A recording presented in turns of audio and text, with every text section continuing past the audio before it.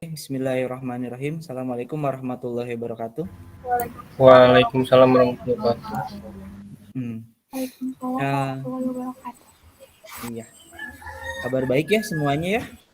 Mudah-mudahan Alhamdulillah baik. semuanya sehat walafiat, masih tetap semangat ya menjalani aktivitas belajar online seperti ini.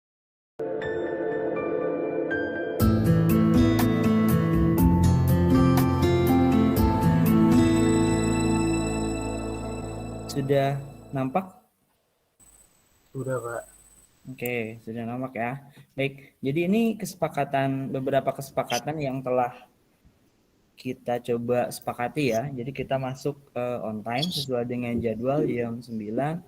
Kemudian on cam, kecuali mungkin ada yang izin ya. Kemudian kalau misalkan izin hendak ke belakang atau ada perlu sebentar, boleh izin di chat box supaya saya tahu gitu hendak kemana. Jadi suatu saat ketika dipanggil, ketika saya ingin berkomunikasi, saya tahu bahwa orang itu nggak ada gitu. Yang selanjutnya adalah saling menghargai. Jadi jika ada yang berbicara, ya mohon yang lainnya diam. Boleh di-on-kan mic-nya, asalkan suaranya tidak mengganggu.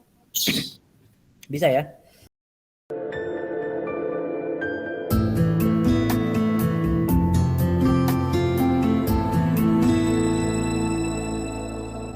Untuk mengawali pagi ini, rasanya kita biar santai dulu ya. Jadi saya ingin tahu sebenarnya keadaan kalian itu sekarang seperti apa gitu. Maksudnya semangatnya itu tinggi atau enggak. Terus ingin seperti apa kalian itu gitu kan. Apa yang menjadi kelebihan kalian. Jadi ini saya punya Jamboard. Kita bareng-bareng ngetik di situ. Jadi silahkan, saya sudah share di kolom komentar. Mudah-mudahan ada ya. Ada belum? Jamboard. Ada, Pak. Bisa diakses belum? Bisa, Pak. Jadi Sudah, Pak. di Jamboard itu tolong tuliskan kelebihan kalian 2 sifat saja. Misalkan saya orangnya optimis dan semangat gitu. Kemudian di bawahnya tuliskan nama, atau di atasnya nama, di bawahnya tuliskan 2 sifat saya gitu. Bisa pakai sticky note aja. Pakai teks, Pak. Gimana? Pakai sticky note ini lebih enak. Ini ada banyak yang sudah mengisi. Ada Salma, Rapi, dan kepo hal-hal baru. Ya, ada bagusnya ya, kepo. Keren. Puspa, optimis dan semangat belajar. Jadi yang lain tolong diaminkan ya. Mudah-mudahan optimisnya, misalkan Puspa tetap terjaga, semangatnya juga sama. Rafa, rasa penasaran yang tinggi. Keren ya, sama kayak Salma, kepo. Farza, perfeksionis dan kreatif. Fauzan, rajin ya, rajin. Tarisa, optimis dan keren.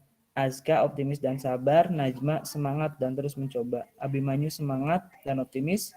Gaitsa, semangat dan sabar. Imara, optimis dan rajin.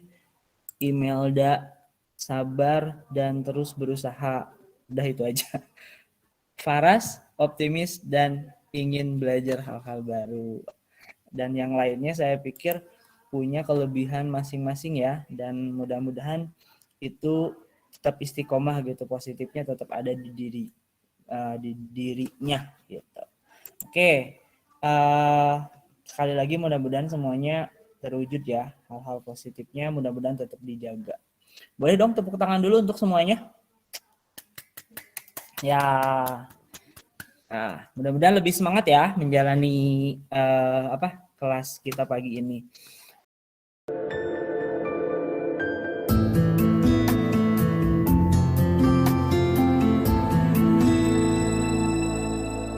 Baik, kita mulai ya. Tadi sudah berdoa, kita hadirkan Allah dalam pertemuan ini. Mudah-mudahan pertemuan ini menjadi berkah. Baik, ini kesepakatannya. Minggu kemarin kita sudah belajar tentang suhu dan kalor ya. Kita saya sekedar mengingatkan saja. Kita sudah belajar tentang suhu dan kalor. Apa itu suhu dan apa itu kalor. Kemarin suhu itu adalah tingkat panas dinginnya suatu benda dibandingkan benda lain yang sudah menjadi standar. Ya, jadi ada kata-kata panas dan dingin. Tidak ada patokan berapa derajat panas, berapa derajat dingin. Yang pasti panas itu suatu benda dikatakan panas jika suhunya lebih tinggi dari benda yang dikatakan dingin. Gitu aja lah intinya ya. Kemudian ada kata lagi kalor, biasanya diikuti dengan kata aliran. Karena sifat dari kalor adalah mengalir, ya. Aliran kalor. Nah, aliran kalor akan terjadi ketika ada dua benda atau lebih yang berlainan suhu terus dikontak termalkan. Nah, ini benda A, misalkan ini benda B. Benda A suhunya lebih tinggi dari benda B. Misalkan TA itu lebih besar daripada TB. Nah, maka akan ada sesuatu yang mengalir. Nah, yang mengalirnya dari suhu tinggi ke suhu rendah. Nah, ini namanya kalor, ya. Kalor yang akan mengalir. Sampai kapan kalor mengalir? Sampai suhunya sama atau sampai mereka seimbang termal. Ya, sampai setimbang termal. Kemudian di kalor juga kemarin kita telah mempelajari mekanisme transfer kalor. Ada berapa mekanisme transfer kalor? Ada 3. Ada 3. Apa saja? Konduksi, konveksi, radiasi.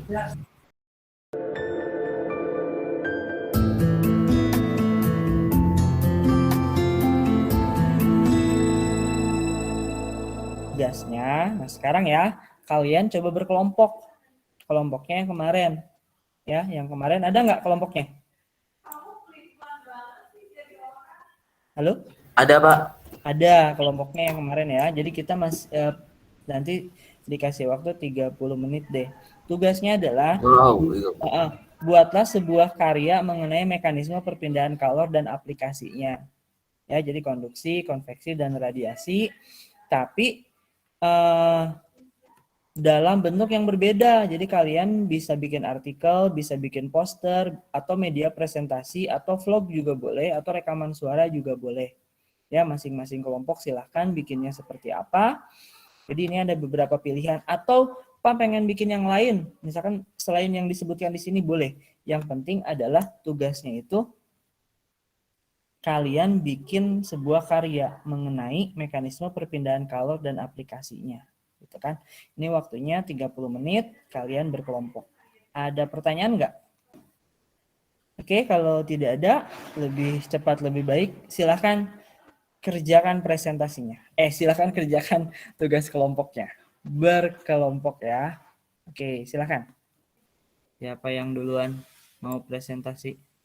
Pak, kelompok saya boleh, Pak? Izin boleh. presentasi.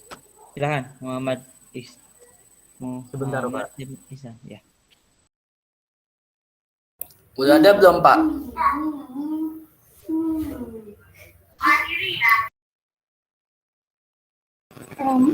Udah ada. Keren. Ayo, lanjut. Boleh dimulai, Pak? Ya, boleh. Oke, bismillahirrahmanirrahim. Assalamualaikum warahmatullahi wabarakatuh. Waalaikumsalam warahmatullahi wabarakatuh. Kami dari kelompok 5 dari sebelah IPA 1 di sini akan mempresentasikan hasil tugas kami mengenai konveksi. Jadi pengertian dari konveksi itu, konveksi adalah peristiwa perpindahan kalor yang disertai dengan perpindahan partikel-partikel zat. Partikel kalor ini secara konveksi dapat terjadi pada perpindahan kalor terjadi karena terdapat perbedaan massa jenis zat. Untuk rumus mencari aliran kalor konveksi itu yakni QC sama dengan HC kali A kali delta T atau QC sama dengan HC kali A kali T1 min T2 atau yang lebih besar suhunya dikurangi yang lebih kecil. Keterangannya, A itu adalah luas penampang, delta T adalah perubahan suhu, Q adalah kalor yang merambat persatuan waktu, H itu adalah koefisien konveksi yang nilainya bergantung pada bentuk dan kedudukan permukaan, yaitu tegak, miring, mendatar, menghadap ke bawah, ataupun menghadap ke atas. Nah, selanjutnya kami akan menjelaskan tentang aplikasi dalam kehidupan sehari-hari. Nah, yang pertama itu ada ketika kita memasak air. Air merupakan konduktor yang buruk, namun ketika air bagian bawah dipanaskan, ternyata air bagian atas juga ikut terasa panas. Saat air bagian bawah mendapatkan kalor dari pemanas, partikel air memuai sehingga menjadi lebih ringan dan bergerak naik, dan digantikan dengan partikel air dingin dari bagian atas. Dengan hal ini, panas air dari bagian bawah berpindah bersama aliran air menuju bagian atas. Proses ini yang kemudian disebut dengan perpindahan kalor secara konveksi. Terima kasih. Yang belum presentasi saya pikir juga nanti pasti karyanya harus bagus-bagus. Nanti tolong masing-masing di-upload di Google Classroom ya, karena itu merupakan salah satu penilaian. Termasuk nanti isi juga daftar hadir. Baik, untuk hari ini kita sudah belajar tentang sampai tuntas lah ya tentang konduksi, konveksi, dan radiasi, termasuk secara kualitatif dan kuantitatif. Untuk pertemuan berikutnya kita masih membahas tentang suhu dan kalor. Kita belajar tentang materi yang lainnya. Baik, ada pertanyaan terakhir kali untuk pertemuan kali ini? Kalau tidak ada, saya akhiri ya. Semoga hari ini menyenangkan, Jumat berkah ya. Saya akhiri. Assalamualaikum warahmatullahi wabarakatuh.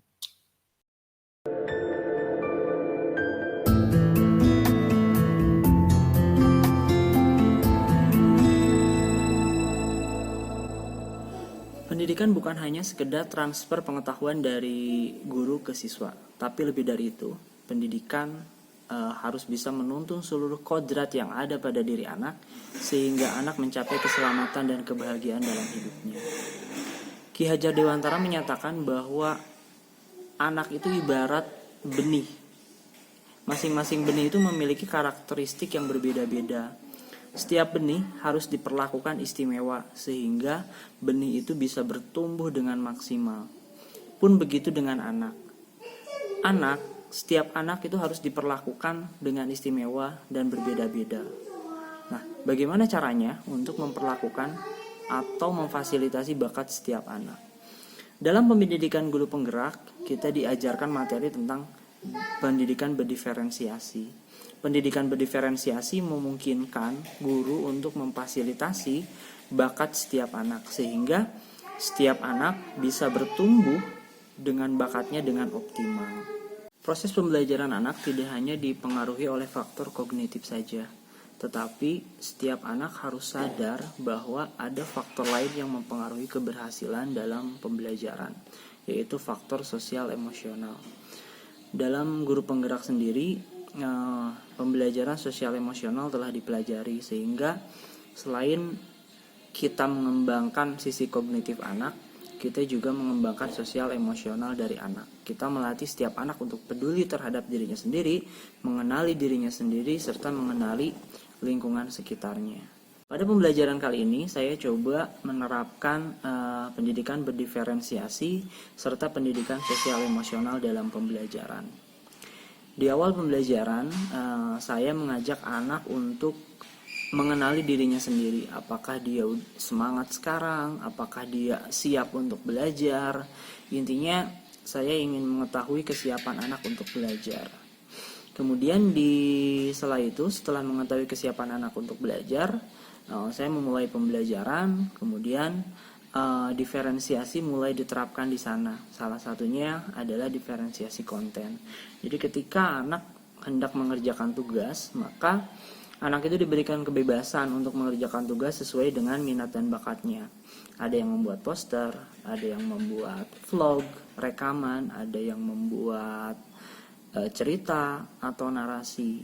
Nah, itu tergantung dari minat dan bakat anak. Nah, setelah itu anak diberikan kesempatan untuk merefleksikan apakah pembelajaran kali ini sesuai dengan yang dia harapkan, apakah faktor-faktor emosi lain itu bisa dikendalikan oleh anak gitu. Nah, pendidikan sosial emosional berperan di situ. Perasaan saya setelah menerapkan pendidikan diferensiasi dan pendidikan sosial emosional sangat membantu sekali dalam proses pembelajaran. Jadi Kalau dalam bahasa fisika itu, guru dengan anak itu pikiran dan hatinya itu beresonansi, sehingga proses transfer pengetahuan, apa yang diinginkan guru itu cepat nyampe kepada siswa. Selain itu, mentalitas atau spiritual atau emosional anak itu bisa kita ketahui, sehingga kita tahu gitu kapan harus memberikan tugas, kapan harus menjelaskan kepada anak, bagaimana teknik yang terbaik menjelaskannya. Intinya, pendidikan berdiferensiasi dan pendidikan sosial emosional ini sangat penting dimiliki pengetahuannya oleh guru. Lebih mendalami pembelajaran tentang pendidikan berdiferensiasi dan pendidikan sosial emosional. Pendidikan ini akan terus diterapkan kepada siswa yang lama ataupun yang baru. Harapannya bisa menuntun setiap kodrat anak, bisa mengembangkan bakat dan minat setiap anak sehingga anak bisa selamat dan bahagia dalam hidupnya sesuai dengan filosofi Ki Hajar Dewantara. Sekian, terima kasih.